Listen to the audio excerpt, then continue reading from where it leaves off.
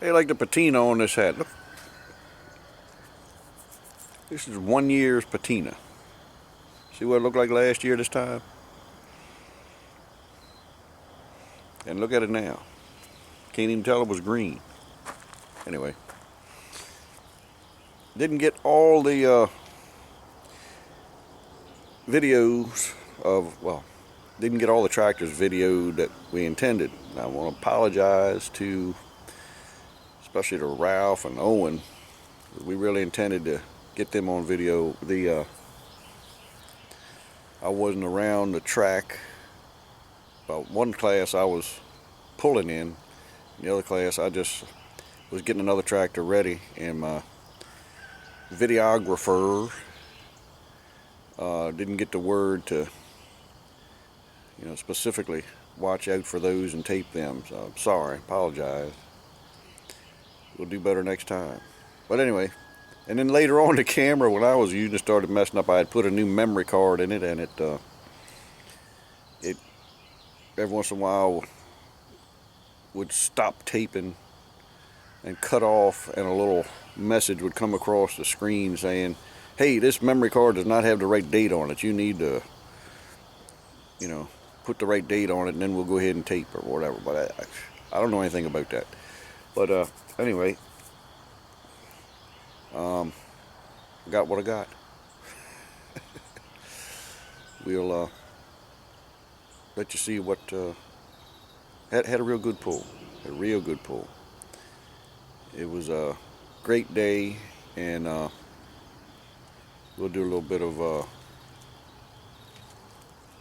commentary, and then I'll put up a short video. We'll do a little commentary on it of our tractors and tractors we worked on, and I'll put up most of the footage from the pull on another video. All right, catch you later. See you.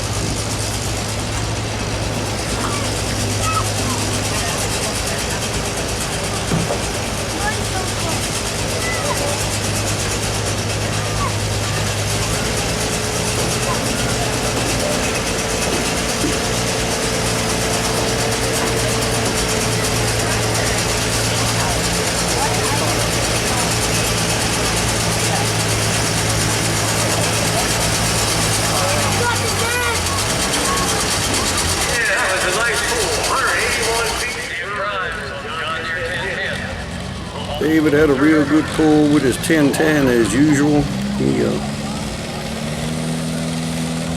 always runs good. Never have a moment's mechanical trouble with it. Unless we blow the turbo. There has been an occasion where we blew the turbo off of it and it caught on fire, but I shouldn't say anything because next time out the whole thing will blow up. But anyhow, it's kind of disappointing there's nobody else in the class anymore. Things have slowed down in that arena. And I decided to take the E-Reader. Just for those of you that don't know, that thing has been plagued with bearing problems. I've changed all kinds of stuff around. Usually number 5 or 6 rod bearing.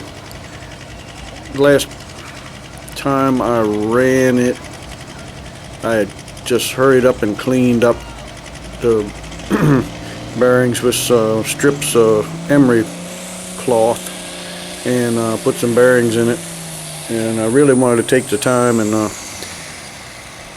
pop the head off and put a couple different connecting rods in it, because I'm sure those 2 connecting rods are not quite round on the big end anymore. I could tell as soon as I started pulling it was just not going to work.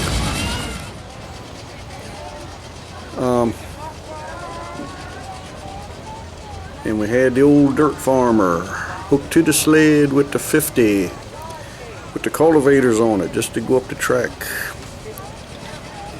just for fun.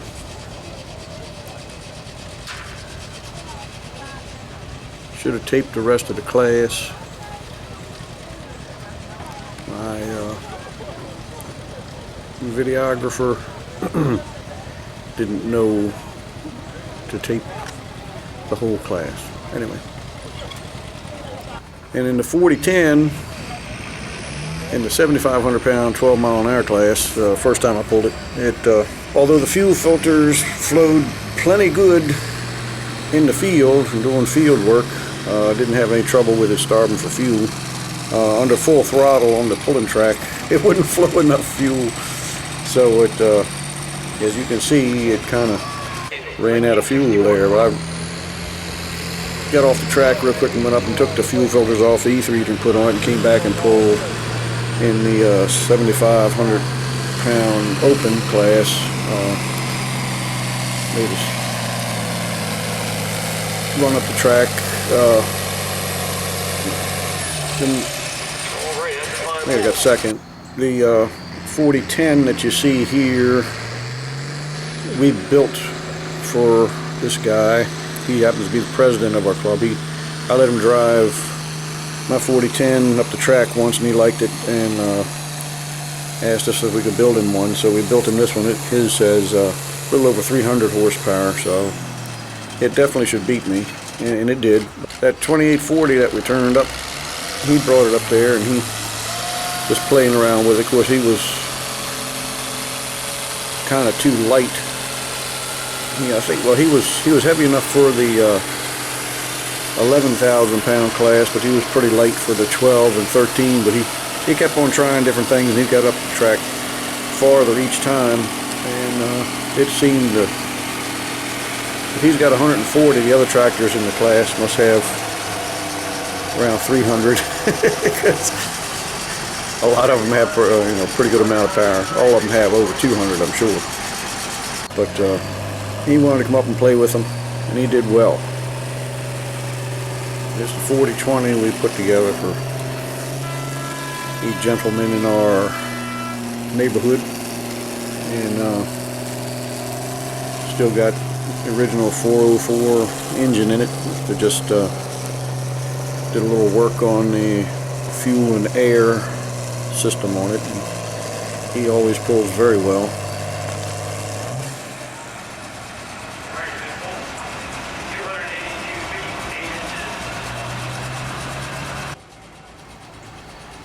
This 4430, it's also still a 404.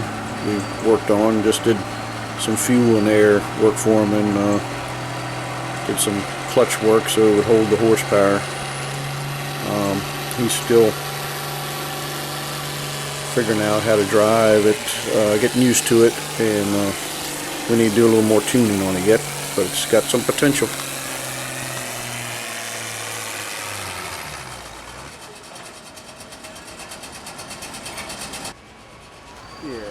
Here's a real pretty 4430 that in our neighborhood, the guy who had been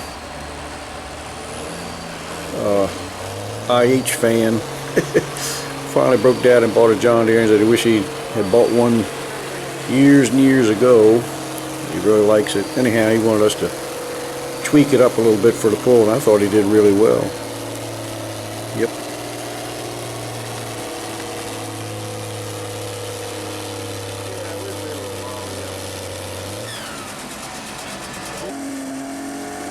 Hey, here's some compact diesels, 3-cylinder compact turbo diesels that my boys kind of specialize in. They did the engine work and tuning on these tractors. Well, they built the engines and designed the turbo setup and stuff, and tuned them, and they run pretty good.